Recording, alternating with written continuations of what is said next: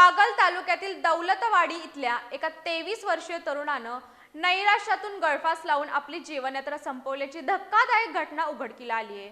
ओमकार दत्तात्रय येजरे, वय वर्ष 23, राहणार हळदवडे असं या मृत तरुणाचं नाव आहे।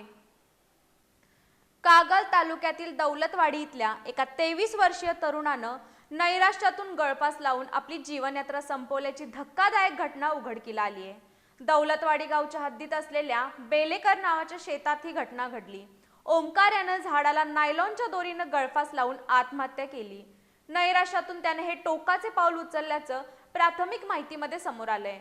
या घटनेची वर्दी मृत तरुणाचे नातेवाईक संभाजी तानाजी येजरे यांनी मुरगुड पोलीस ठाण्यात दिली। या माहितीच्या आधारे पोलिसांनी आकस्मिक मृत्यूची नोंद केली असून या प्रकरणाचा पुढील तपास सुरू करण्यात आला आहे। या घटनेचा प्राथमिक तपास पोलीस हेड कॉन्स्टेबल पारखे यांनी केला असून पुढील सखोल तपास पोलीस हेड कॉन्स्टेबल वर्णे करतायत।